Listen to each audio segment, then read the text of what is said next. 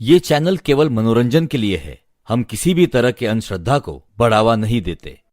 पिछले भाग में आपने देखा रिया को उसकी माँ एक पुरानी हवेली में एक हफ्ते के लिए रुकने के लिए मजबूर करती है, जहाँ उसे तहखाने में एक मंदिर में पूजा करनी है।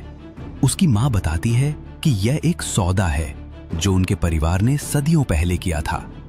कहानी 1930 के दशक में एक गरीब मजदूर नाथूराम की ओर मुड़ती है जो सेठ की अमीरी से जलता है। एक रात वो चुपके से हवेली में घुसकर तहखाने में जाता है, जहां वो सेठ की बहन कमला को एक भयानक मूर्ति के सामने पूजा करते हुए देखता है। जब कमला उसे देखती है तो नाथूराम उस पर वार कर देता है। क्या नाथूराम भी उस सौदे का हिस्सा बन गया है? आगे क्या होगा? कमला बची या नहीं? चलो देखते हैं आगे। ये क्या कर दिया मैंने? नाथूराम ने मूर्ति उठाई और घर की ओर भागा। मूर्ति उसके सीने से चिपकी थी। वो एक पल के लिए खुश भी था, लेकिन उससे ज्यादा घबराया हुआ था। वो जैसे तैसे करके घर पहुंचा। उसने वो मूर्ति चारपाई के नीचे एक पुरानी पेटी में छिपा दी और चारपाई पर लेट गया। मैंने क्या कर लिया? वो बार बार खुद से सवाल करता। मूर्ति लाकर उसने क्या हासिल किया? सेठ की दौलत का राज या अपनी बर्बादी का रास्ता? और अगर कमला ने सेठ को बता दिया कि उसने मूर्ति चुराई है तो सेठ उसे जिंदा नहीं छोड़ेगा। उसका दिल डर से कांप रहा था। सुबह की पहली किरण ने गांव को छुआ, मगर नाथूराम का मन अभी भी उस रात के अंधेरे में डूबा था। तभी बाहर से हरिया की घबराई हुई आवाज ने सन्नाटे को तोड़ा। जल्दी बाहर आ! अरे नाथूराम, जल्दी बाहर आ! क्या हुआ हरिया? सेठ जी की बहन कमला, उसकी मौत हो गई। सुना है रात को तहखाने में उसकी लाश मिली। उसका दिल जैसे सीने में धड़कना बंद कर गया। उसकी जबान सूख गई और चेहरा पीला पड़ गया। वो कुछ बोलना चाहता था, मगर उसकी आवाज गले में अटक गई। कमला की मौत तहखाने में? क्या वो वाकई बेहोश थी या उसने अनजाने में? अरे इतना क्या सोच रहा है? चल जल्दी, गांव में हड़कंप मचा है। वो चुपचाप हरिया के पीछे चल पड़ा, मगर उसका मन अब तहखाने की उस रात में अटक गया था। क्या नाथूराम ने कमला की जान ली या सेठ ने कुछ किया? और अगर सेठ को पता चल गया कि मूर्ति उसके पास है तो क्या वो उसका पीछा छोड़ेगा?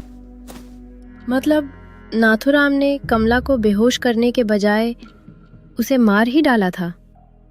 हाँ रिया, नाथूराम ने कमला को मारा, शायद अनजाने में, शायद डर में, मगर उसकी लाश तहखाने में पड़ी थी और वो मूर्ति, माया काल रुद्र की मूर्ति, वो गायब थी। सेठ को ये राज दबाना पड़ा। राज दबाना पड़ा? कैसे? क्या किया सेठ ने? सेठ ने गांव वालों को बताया कि कमला सीढ़ियों से गिरकर मर गई। रात का वक्त था, कोई सवाल नहीं उठा, मगर सेठ जानता था कि मूर्ति चोरी हो चुकी है। उसने हर जगह तलाश की, मगर उसे कुछ नहीं पता चला। शायद उसे डर था कि अगर सच सामने आया तो खानदान का वो अंधेरा राज सबके सामने खुल जाएगा। तो मतलब नाथूराम बच गया? हाँ, वो बच तो गया, मगर उसकी जिंदगी अब उसकी नहीं थी। मूर्ति उसके पास थी, मगर उसे समझ नहीं आ रहा था कि उसका क्या करे। वो हर पल डर में जी रहा था। क्या सेठ उसे ढूंढ लेगा?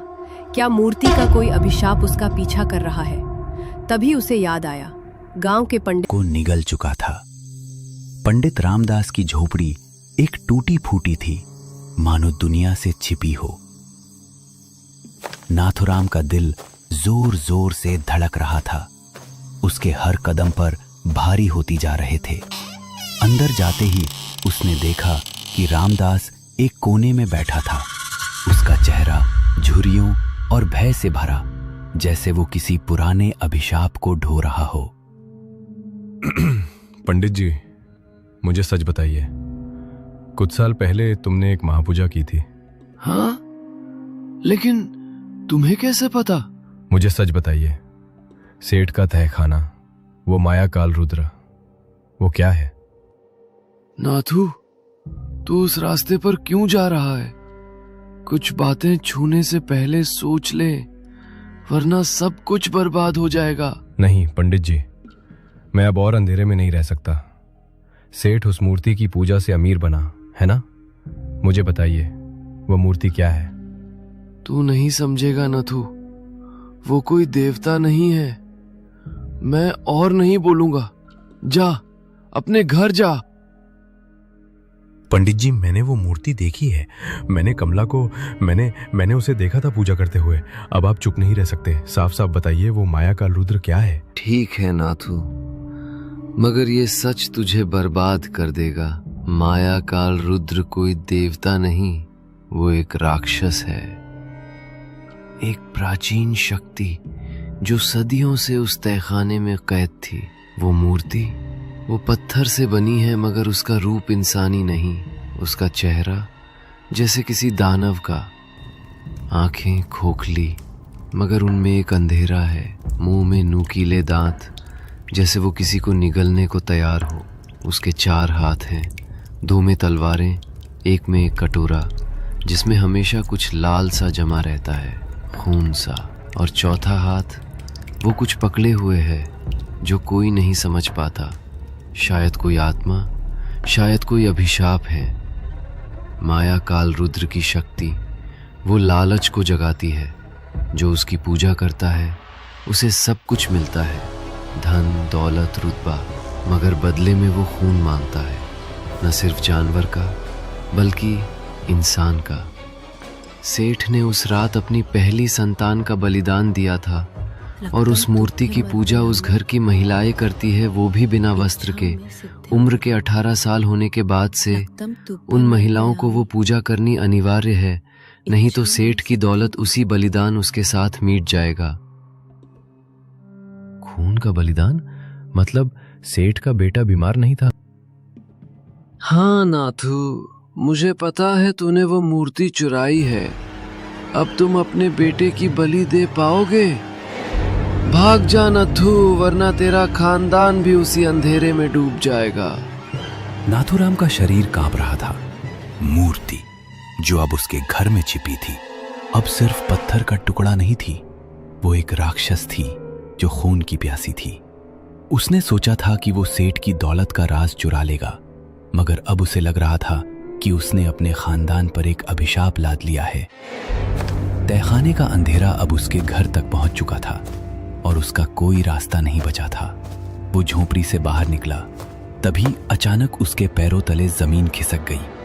वो लड़खड़ाया और जब उसने सामने देखा तो उसका खून जम गया। सेठ जी खड़े थे, उनकी आंखें आग की तरह दहक रही थीं, जैसे वो कोई इंसान नहीं। सुअर की औलाद, तेरी इतनी हिम्मत कि हमारे घर में दखलंदाजी करे? क्या वो सेठ जी, आप क्या बोल रहे हैं? मुझे कुछ नहीं समझ आ रहा। मेरे टुकड़ों पर पलने वाला तू हमसे नमक हरामी करता है। तुझे क्या लगा मेरी नजर तुझ पर नहीं पड़ेगी? क्यों हारिया, बराबर कहा ना मैंने।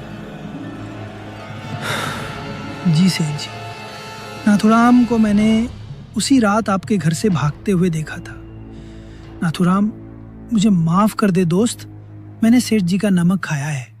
मैं नमक हरामी नहीं कर सकता, ये पापी पेट का सवाल है, इसीलिए बताना पड़ा। उसका दिल जैसे टूट गया। हरिया की बातें उसे चाकू की तरह चीर रही थीं। हरिया, तूने मुझे धोखा दिया।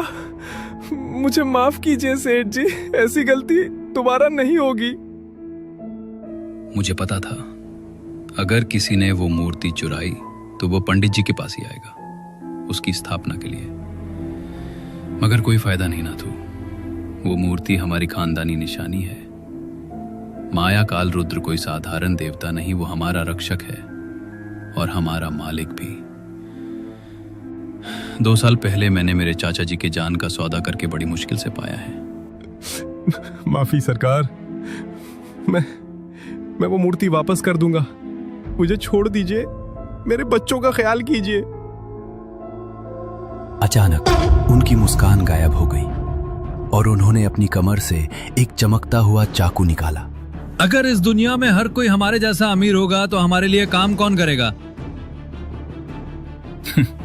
आज तू काम करता है, कल तेरे बच्चे, फिर उनके बच्चे। तुम हमेशा हमारी तलवों के नीचे रहोगे नाथू, अब भी और आगे भी।